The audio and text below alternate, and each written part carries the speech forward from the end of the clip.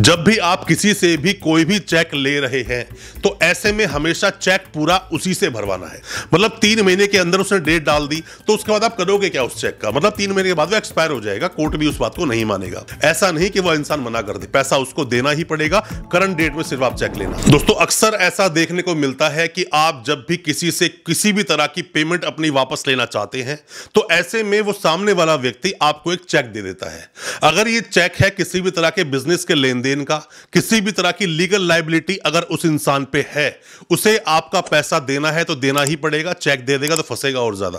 पर मैं आपको बता दूं, बहुत बार लोग क्या करते हैं कि जो तकादा बार बार आप उन्हें मारते हैं उससे पिंड छुटाने के लिए वो लोग आपको एक चेक इशू कर देते हैं। और बहुत ज्यादा चालाक होते हैं ये लोग, उसमें ऐसी ऐसी गलतियां कर देते हैं जो कि पकड़ में आपके नहीं आएगी और बाद में ये चेक किसी आपके काम का रहेगा नहीं, पैसा आप वापस ले नहीं पाओगे। अपनी हार्ड अर्न मनी जो पूरे जीवन में आपने उस पैसे को कमाया, बहुत मेहनत से कमाया, वो ऐसे चुटकी बजाते ही पैसा पूरा आपके हाथ से गायब हो जाएगा। मैं आपको 5 ऐसी गलतियां बताऊंगा जो आप करते हैं और जो आपको नहीं करनी चाहिए। 5 रेमेडीज के साथ मैं आज बात करूंगा, वो बातें आपको बताऊंगा। अगर आपने फॉलो कर ली तो मेरा मानना है आपके साथ कोई किसी तरह की प्रॉब्लम नहीं होगी और आप अपने पैसे की वसूली भी कर पाएंगे। ज्यादा कुछ जानने के लिए इन 5 गलतियों और 5 रेमेडीज के बारे में दोस्तों बने रहिए हमारे इस वीडियो के साथ। चेक की अगर हम बात करें, जो नेगोशिएबल इंस्ट्रूमेंट जो एक्ट जो बोलता है सेक्शन 138 में जो चेक बाउंस के केस डाले जाते हैं उसमें कुछ तरह की आप गलतियां करते हो।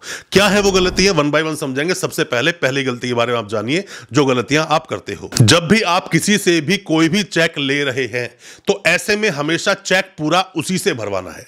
पूरा चेक उससे भरवाएं, वर्ड्स में राइटिंग उसकी होनी चाहिए, लिखना भी उसका होना चाहिए, साइन वो करेगा, डेट भी वो डाले, ऊपर से नाम भी आपका वही फिल करे। ये आप गलती बिल्कुल ना करें कि आप सिर्फ ब्लैंक चेक लेकर आ जाएं, अमाउंट डाल कर लिए, बाद में आप सब कुछ खुद भर रहे हैं। ये गलती मत करना।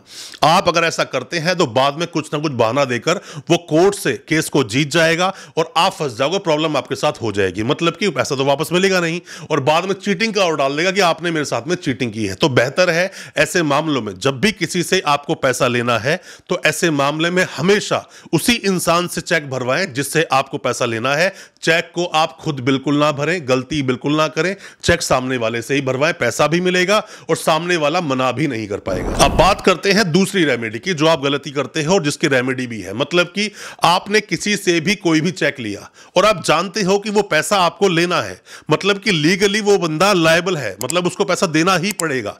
अब ऐसे में क्या करते हो कि आपने चेक तो ले लिया और चेक को बाउंस करा दे, प्रेजेंट कर दिया, बाद में आपको शो करना पड़ता है कि नहीं जी ये रीजन था, ये बातें थी। तो बेहतर है क्या है कि आप उसी इंसान से उस चेक के पीछे लिखवा लीजिए कि वो चेक क्यों दे रहा है, उसी की राइटिंग में होना चाहिए। क्योंकि अगर ऐसे में अगर वो इंसान मना करता है तो वो चेक एफएसएल जाएगा और जो उसने लिखा है उसकी टेस्टिंग होकर रिपोर्ट बन के आ जाएगी, सामने प्रूव हो जाएगा कि इसी इंसान ने लिखा है और इस इंसान को हमारा पैसा देना है।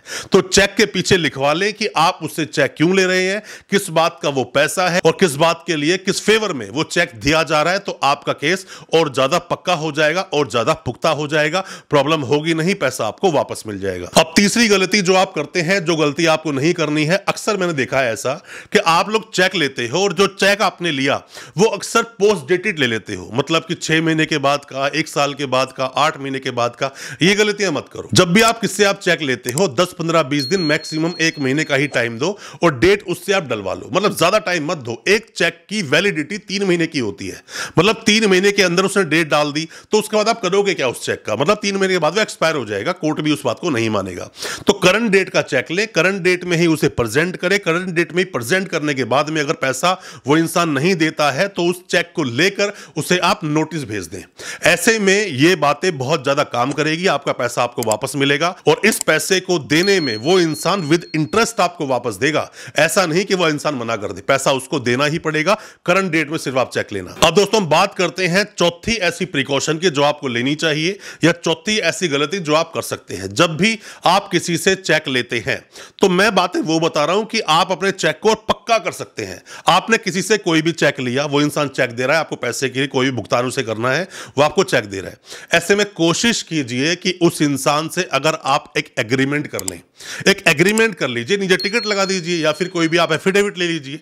उस इंसान से एक एग्रीमेंट कीजिए कि भाई तेरे को मेरा इतना पैसा देना है और तू मेरा पैसा जो वापस दे रहा है उसके एवज में तू मुझे चेक दे रहा है। उस चेक का नंबर डाल दो, अमाउंट लिख दो और हो सके तो फोटोकॉपी लगा के उसके साइन भी करवा लो। लो, उसका आधार कार्ड मिले तो और अच्छी बात है। देखो, आपको जब किससे पैसा लेना है, वो जब आपको चेक दे रहा है तो ये सब करने में उसे कोई हर्ज होना नहीं चाहिए। और अगर आप ये सब काम कर लेते हो तो आप बहुत ही मजबूत काम कर लोगे।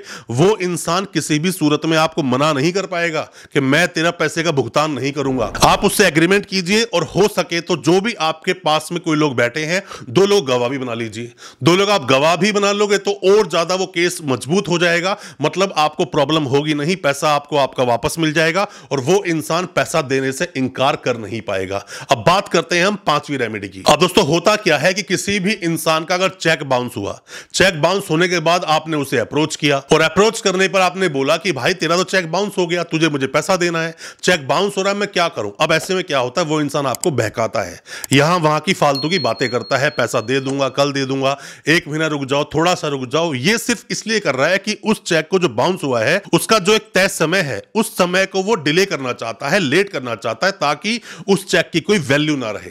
ऐसे में आपको किसी के बहकावे में आना नहीं है। उसको बोलना है कि भाई तेरा चेक बाउंस हुआ, तो आज ही कोई निपटारा कर, या तो मेरा पैसा वापस दे और या फिर नया चेक एक इशू कर दे। और वही सेम एग्रीमेंट जो मैंने आपको बताया था, ऐसा फिर से बना लो कि चेक बाउंस हो गया है और मैं दोबारा चेक इसको दे रहा हूं, अब की बार डिले नहीं होगा, अब की बार वो बाउंस नहीं होगा, कोई भी रीजन से हो सकता है।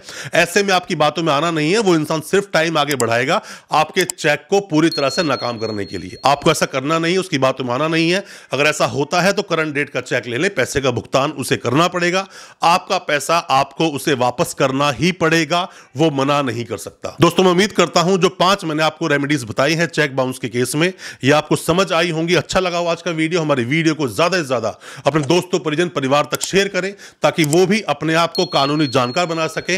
और अगर आप चाहते हैं किसी भी तरह की लीगल कंसल्टेंसी लेना, कुछ भी ऑनलाइन कंसल्टेंसी लेना चाहते हैं, आप कॉन्टैक्ट कर सकते हैं दिए गए नंबर पर। कुछ सवाल पूछ चाहते हैं, सवाल पूछ सकते हैं, या कोई राय लेना चाहते हैं, आप राय भी ले सकते हैं। आप अपने सवालों को कमेंट बॉक्स में जाकर पूछें, हम आपको उसका रिप्लाई जरूर करेंगे।